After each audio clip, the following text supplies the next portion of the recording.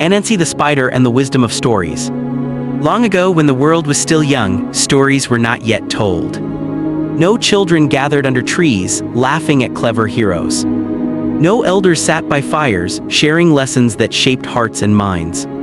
The world was silent. But one creature loved stories more than anything else.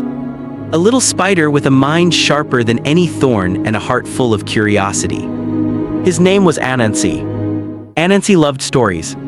He loved their magic, their laughter, the way words could dance in the minds of people. He loved how a tale could travel farther than the wings of any bird. But there was a problem. All the stories in the world belonged to Naim, the sky god. And Naim did not share his treasures easily. Anansi thought, how can the world have stories if I cannot have them? The thought gnawed at him, waking him even in his sleep, until finally he made a decision. I will get the stories, he whispered. And the world will know their magic, even if I must be cleverer than anyone, even Naim himself. Anansi approached Naim, spinning carefully through the branches, every step measured. "O great sky god," Anansi began, bowing low, "I wish to own the stories of the world." Naim looked down, his eyes like endless skies, deep and knowing. "And why should I give these treasures to a little spider?" Anansi smiled a sly smile. "I am clever, mighty Naim, and I can prove it," he said. Naim laughed, a sound that rolled across the mountains and valleys. "Very well, little spider. Bring me 3 things, the leopard, the hornet, and the python. Bring them to me, and perhaps you shall have your stories." Anansi's heart raced, 3 impossible creatures, each more dangerous than the last. But he did not flinch. A clever mind is stronger than claws, stronger than venom, stronger than even the longest, strongest snake. And so Anansi's journey began. A journey that would test his wit, his courage, and his very cleverness in ways no spider had ever been tested before.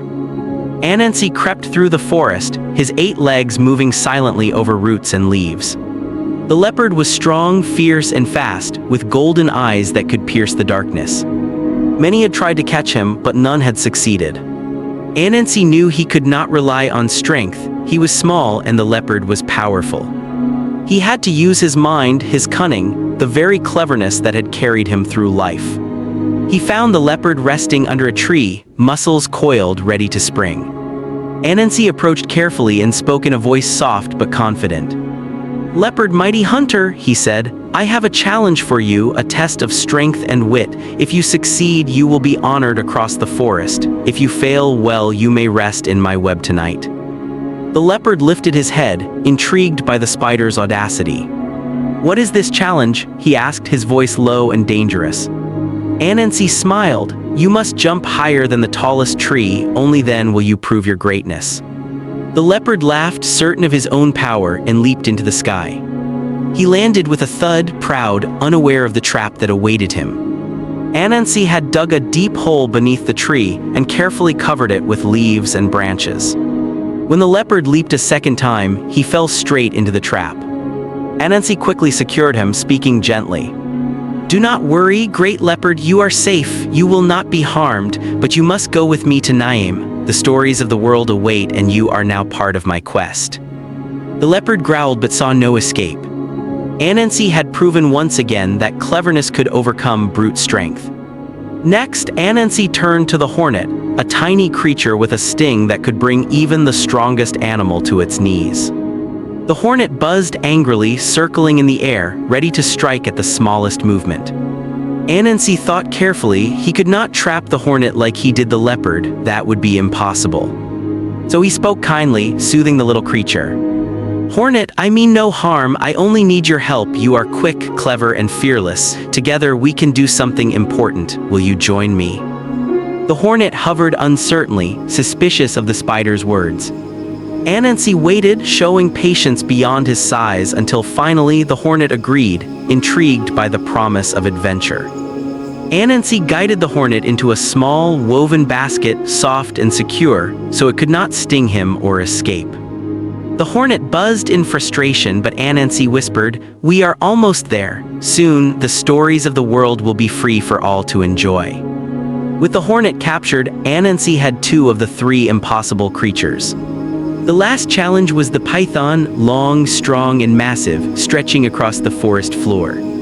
Anansi approached carefully, studying the snake's movements, its patterns, and its strength. He spoke softly, "Python, you are powerful, yes, but even the strongest have limits. I come not to fight, but to ask for your help. Will you join me on this journey?" The python hissed, suspicious, but Anansi's calm confidence reassured him. Using a clever trick, Anansi convinced the python to coil gently around a stick. He slowly guided the snake without harm, wrapping it carefully so that it could not escape or strike. One by one, Anansi had succeeded.